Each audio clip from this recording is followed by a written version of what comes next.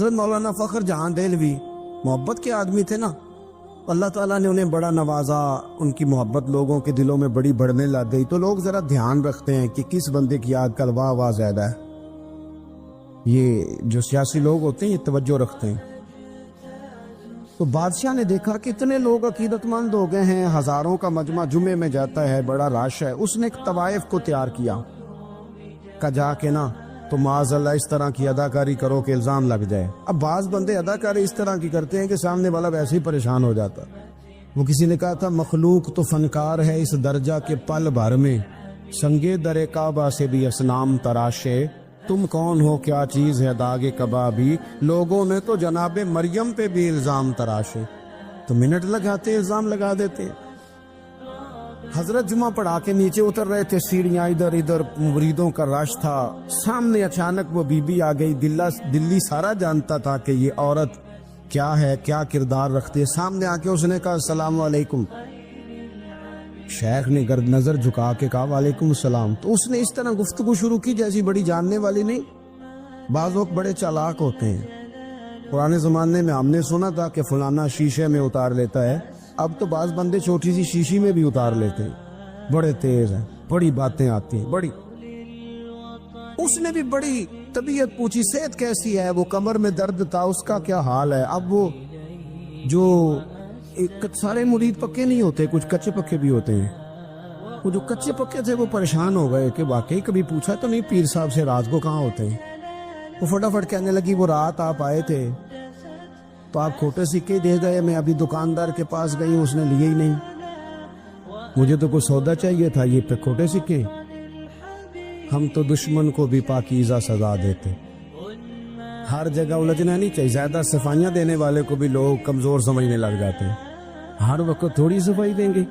حضرت شیخ نے اس کی بات سنی اور ہنسے، مسکرائے، اور مسکرا کے نہ تو اپنی جیب میں ہاتھ ڈالا اور اصلی سکے نکالے اور 3 دفعہ فرمایا بیٹی، او میری بیٹی، او پیاری بیٹی، تو نکلی دے جا، اصلی لے جا، اور میرا پتر دوبارہ بھی ضرورت پڑی تو آ جانا، فخر جہاں کا دروازہ کھلا ہی ملے گا۔ ہم تو دشمن کو بھی پاکیزہ سزا دیتے ہیں۔ آپ محبت کریں گے، سامنے والا آئے جتنی مرضی نفرت لے کے آئے، ہم اپنا لہجہ کیسے بدلیں؟ ہمارے پاس وہ ہے ہی نہیں جو لوگ چاہتے ہیں پیدا ہو۔ کہاں سے لائیں وہ نفرت، وہ بازاری زبان کہاں سے لائیں، وہ کہاں سے لائیں گفتگو جو گفتگو اس طرح کی ہے کہ ویسے کوئی شریف آدمی نہیں کرتا، کیسے لائی جائے؟ آپ کسی کو دیکھ کے کبھی بھی اپنا لہجہ خراب، وہ جو کر رہے وہ اس کا معاملہ ہے، ہم تھوڑی، ہم محبت والے ہیں، محبت والے اپنی بولی بولتے ہیں۔ وہ کس طرح سامنے والے کی سطح پہ اتر کر بات کریں گے؟ حضرت نے فرمایا پتر ضرورت پڑے تو دوبارہ بھی آ جانا۔ یہ بات کرتے ہی نا پھر شیخ سیڑھیاں اترنے لگے، اور جب سیڑھیاں اتر گئے تو 3-4 منٹ کے لیے وہ بی بی سکتے میں آئی، کانپنے لگی، پھر دوڑ کے جا کے حضرت کے پیروں میں بیٹھ گئی، کہنے لگی بابا ایک بات تو بتا، تو مٹی کا بنا ہے کہ کستوری کا؟ تو سندل کا بنا آدمی ہے؟ میں تجھے بدنام کرنے آئی، الزام لگانے آئی، چاہیے تو یہ تھا کہ لوگ مجھ پر تھپڑوں کی برسات کرا دیتے، تیرا چہرہ جلال سے سرخ ہو جاتا، اور میں بدنام کرنے آئی۔ اور میں دلی کی وہ والی خاتون ہوں جسے کبھی کسی نے بیٹی نہیں کہا، کبھی کسی نے بہن نہیں کہا، اپنوں نے بھی رشتے بنانے چھوڑ دیے، جس نے دیکھا بری نظر سے دیکھا، پر تو کس محبت کا آدمی ہے، میں بدنام کرنے آئی اور گناہوں میں لتھڑی ہوئی کو تو نے بیٹی بنا لیا۔ یہ جملے کہتے ہی اس خاتون نے دوپٹہ اٹھایا، چہرے پہ اوڑا، اور کہنے لگی دلی والوں اب میں تمہیں بتاؤں گی فخر جہاں کی بیٹی کس طرح کی ہوتی، اب میں بتاؤں گی۔ آج کے بعد میرے مکان کو کوئی گانے باجے کی جگہ سمجھ کے نہ آنا، اسے میں نے مسجد بنا دیا ہے، قیامت تک مدینے والے کے نام کی اذانیں پڑی جائے گی۔ حضرت ابراہیم ابن ادھم بادشاہ تھے، گھر میں سوئے ہوئے تھے، طبیعت میں روز خیال آتا تھا کہ اللہ اللہ ہونی چاہیے، یار یہ دنیا تو تھوڑی چند روزہ ہے، وہی لفظ جو ہم سارے نہیں کہتے، دنیا چند روزہ ہے۔ تو پھر بندہ پوچھے کتنے دن رہ گئے ہیں آپ کے پاس، کہتا بڑی عمر پڑی ہے ابھی صحیح ہونے کے لیے، حالانکہ دنیا یہ روز کہتا ہے، اور تیاری کیا ہے کہتا ہے بڑا ٹائم پڑا ہے. پتہ نہیں کتنا ٹائم رہ گیا بھائی, کون سا اسٹامپ پیپر مل گیا. تو حضرت ابراہیم بن ادم کہتے ہیں میں بھی روز جھگڑا کرتا تھا اپنے آپ کے ساتھ, پتہ مجھے تھا سارا. روز تسبیح لے لیتا, تھوڑا سا وقت نکال لیتا, 10 منٹ, کبھی 1 گھنٹہ, کبھی چلا گیا, کبھی نہ گیا, کبھی کر لیا, کبھی رہنے دیا. تڑپ اندر بڑی تھی لیکن کوئی روٹین نہیں تھی. عادتیں بھی ساری وہی تھی, کھانا مرضی کا, سونا مرضی کا, پہننا مرضی کا, آنا جانا اپنی طبیعت کا, کوئی پابندی نہیں.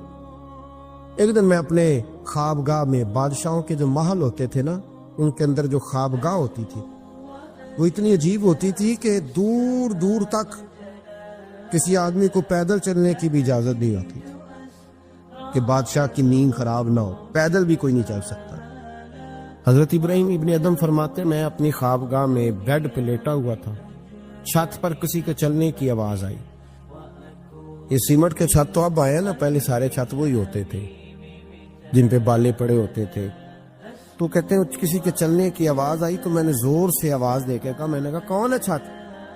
طاقت ہی نہیں کسی کی چھت پہ کوئی آئے. میں لیٹا تھا اور سوچ رہا تھا اللہ اللہ کرنی چاہیے, کون ہے چھت پہ؟ کہتے ہیں اوپر سے ایک شخص بولا, کہنے لگا ابراہیم میرا اونٹ گم ہو گیا, اونٹ تلاش کر رہا ہوں.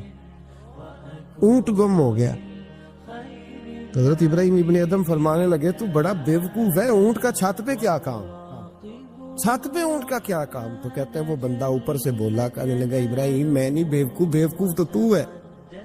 اگر چھت پہ اونٹ نہیں ملتا تو نرم نرم بستر پہ خدا بھی کوئی نہیں ملتا.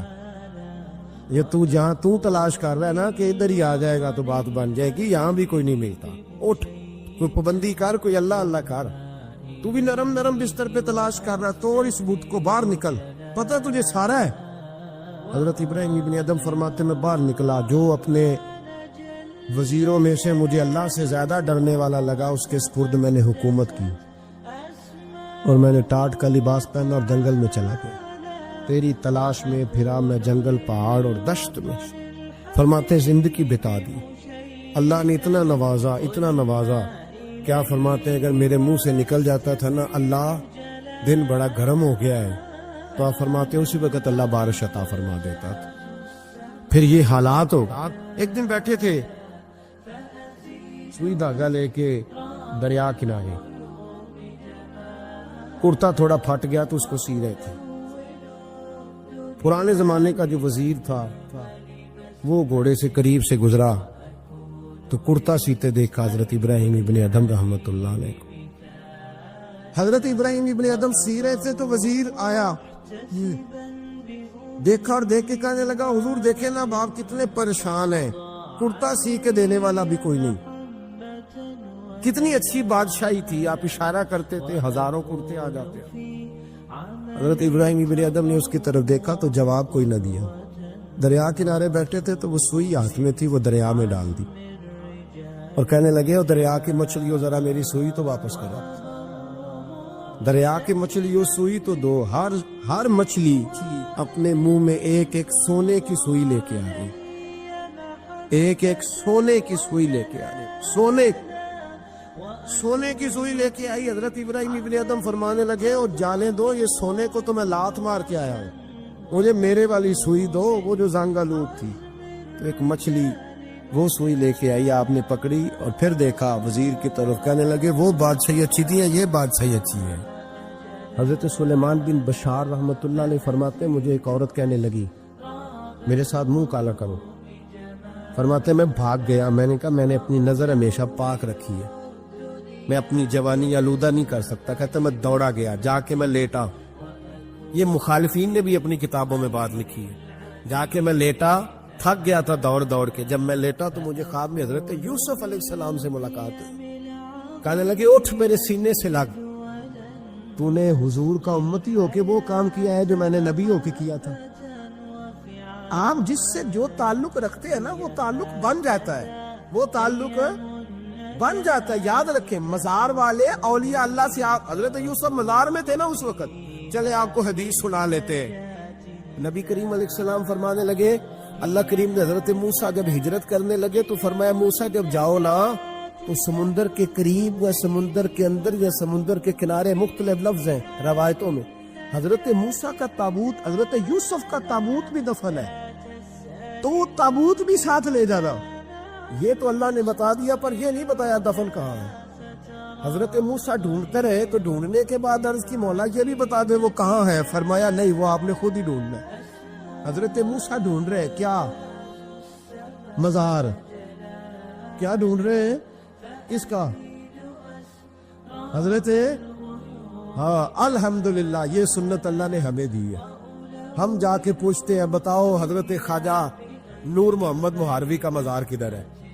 ہم سائیوال کھڑا ہو کے پوچھتے ہیں کہ پاک پتن شریف جانا ہے، راستہ کون سا جاتا ہے؟ یہ نبیوں کی سنت اللہ نے ہمیں دی ہے، ہم یہ کام کرتے ہیں۔ حضرت موسیٰ ڈھونڈ رہے، اور ڈھونڈتے ڈھونڈتے فرمایا مل نہیں رہا تھا، لوگوں سے پوچھا بھی کہاں ہے، اور یہ بھی اللہ کی حکمت ہے، اللہ تو اپنے نبیوں کے سامنے سارے پردے کھول دیتا ہے، یہ بھی حکمت ہے۔ کہاں ہے مزار؟ لوگوں نے کہا حضور ایک بوڑھی اماں ہے، بڑی بوڑھی، اس کو پتا ہے۔ فرمایا بلاؤ۔ اماں کو بلایا، کہا زیادہ بوڑھی ہے، تو حضرت موسیٰ کہنے لگے چلو خود چلتے ہیں اس کے پاس۔ حضرت موسیٰ خود آئے، کس کام؟ اللہ آپ کا بھلا کرے، اللہ کرے آپ کو یاد رہ جائے یہ باتیں۔ مزار شریف کا پتہ کرنے آئے، آ کے اماں سے کہا اماں حضرت یوسف کے مزار کا پتہ، کہنے لگی بالکل پتہ ہے۔ کہا پھر کہاں ہے؟ کہنے لگی ایسے ہی مفت میں بتا دوں، مزار کا پتہ بتانے میں پیسے لگتے ہیں، تو مفت نہیں بتایا جاتا۔ ولی کے مزار پہ جانا کوئی معمولی بات ہے؟ ایسے ہی بتا دوں۔ حضرت موسیٰ کہنے لگی اماں میں نے تابوت نکال کے ساتھ لے جانا ہے، بتاؤ۔ اماں کہنے لگی میں یہ حضور فرما رہے، یہ تبرانی ہے، نبی کریم علیہ السلام نے فرمایا بتاؤ۔ حضرت موسیٰ کہنے لگے بتاؤ، کہنے لگی پیسے لگتے ہیں پھر بتاؤں گی۔ کہا کیا لیتی ہو؟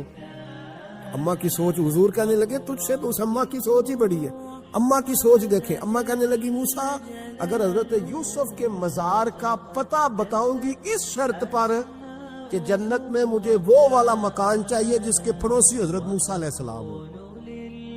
ختم ہو گئی بات، رکھو یہاں قیمت تو لے لو مزار کا پتہ۔ لوگ سمجھتے ہیں مزار کوئی معمولی بات ہے، کوئی معمولی لوگ ہیں صاحب، یہ بہت بڑی بات ہے مزار کا پتہ۔ کہا اس جنت میں وہ والا مکان جس کے ہمسائے حضرت ہے، یعنی ادھر تسی ہو تو ادھر ہے تے کاندھ، ہاں پنجابی میں کاندھ سانجی ہوئے، پھر پتہ بتاؤں گی۔ حضرت موسیٰ علیہ السلام کہنے لگے اماں تو زیادہ ہی اونچی چلی گئی ہے، اس طرح کر جنت لے لے، یہ موسیٰ کا پڑوس نہ مانگ، جنت لے لے۔ حضرت موسیٰ علیہ السلام کی اس اماں سے تکرار ادب سے کہہ رہی ہے، یہ بات بھی اللہ نے اماں کے دل میں ڈالی، ادب سے کہتی نہیں پھر موسیٰ نہیں نہ اگر وہ مکان لینا جاؤ کسی اور سے پوچھ لو، نہیں بتاتی، ناز سے بات کر رہی ہے۔